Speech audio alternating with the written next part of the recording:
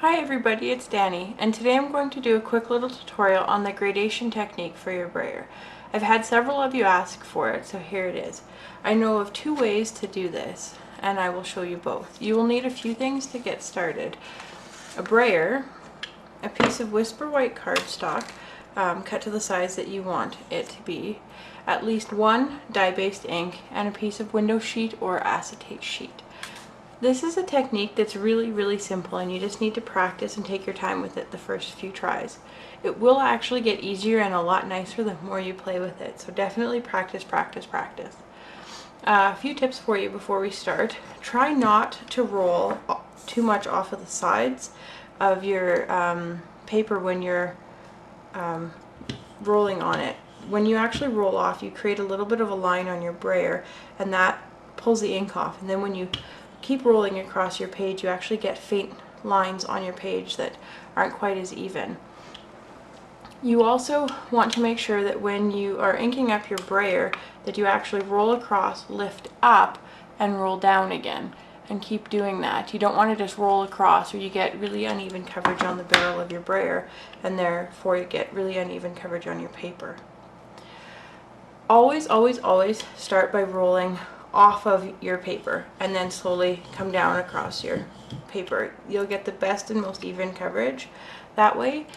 You also never want to store your brayer on the barrel side. You always want, like this, you always want to make sure that you're storing it at least on the backrest of it. That way you also don't get ink on your table and whatnot, but you don't create the flat spot. I actually like to use the hole that's in it and hang mine on the side of my storage organizers, and that way it's kind of up and out of the way as well.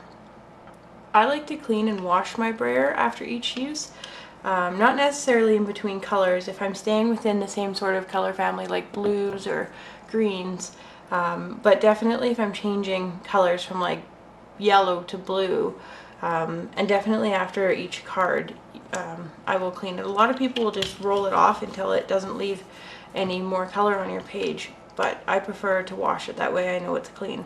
You can just run the whole thing under water and just use your hand to try and get as much of it off. They do eventually stain, and eventually they will turn completely black.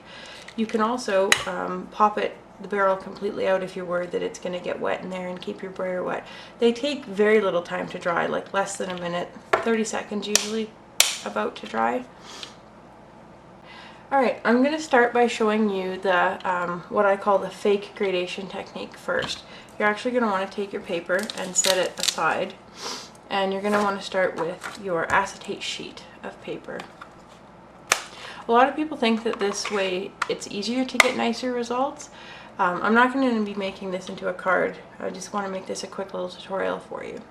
So you're going to want to start by inking up your brayer.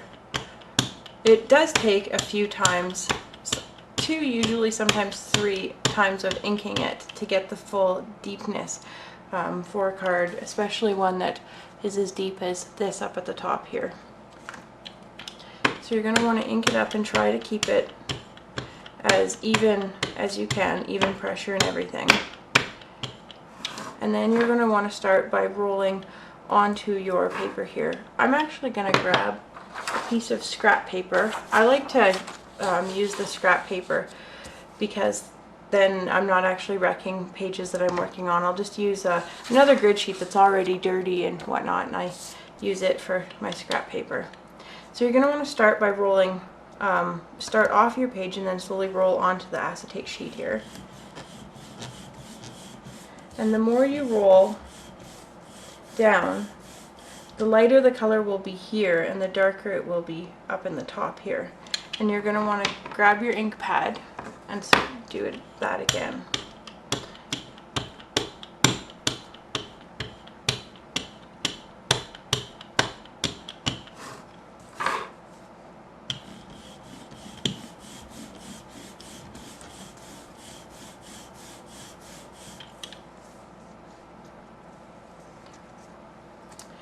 And one last time.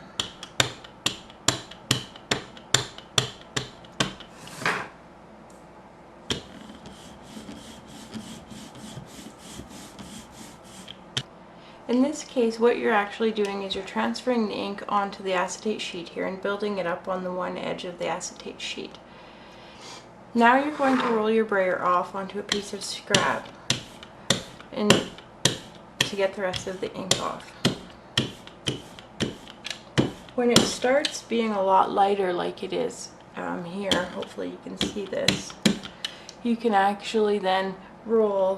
What you're going to do is you're going to roll straight across your brayer. You're not going to roll into it like before, you're going to roll straight across it to pick the ink up. The ink is not drying because it's on the acetate sheet, which is not porous, and then you're going to transfer it in a gradation across onto your brayer here. You don't want to roll off at this point. You want to just make sure that you're picking up what's on just the acetate sheet. You're going to move the acetate sheet out of the way, and now we're going to grab our piece of paper. For this one, I want this to be my top edge and this to be my bottom, so I'm going to actually take my brayer and roll straight across this paper as well and not roll down. I'm just going to roll straight across.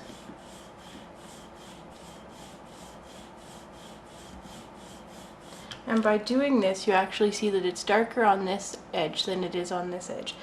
You'll see that I ended up rolling off of my paper, and because I rolled off of my paper, you'll notice all these lines here where it's actually darker, and that's because it hit the edge here.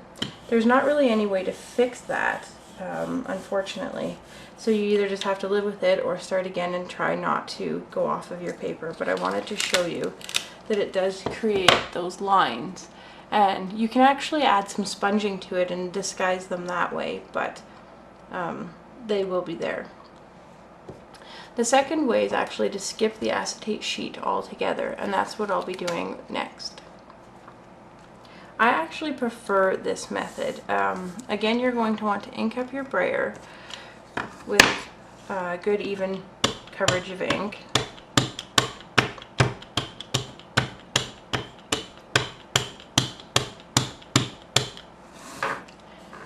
And then you're going to start by rolling slowly the way we did on the acetate sheet, but directly onto the piece of paper here. And you always start again off of your sheet of paper. And you slowly start to roll down.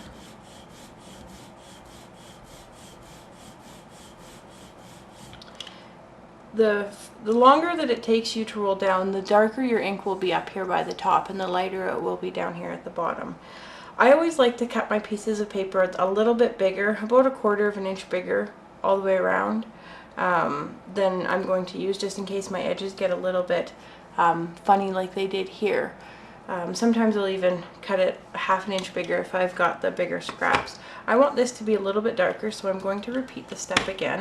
Ink up my brayer. I'm not going to put as much ink on it this time because I don't need it to be terribly dark. And you start always off the paper. If you're planning on making this really dark with a second or a third ink color, then you can sometimes start onto your paper, but I don't recommend doing that.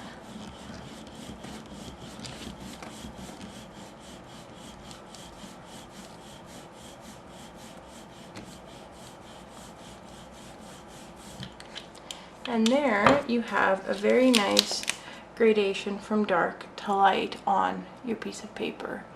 It actually is picking up really quite funny in the camera for some reason. I think it might be my crummy camera, but it's really quite smooth.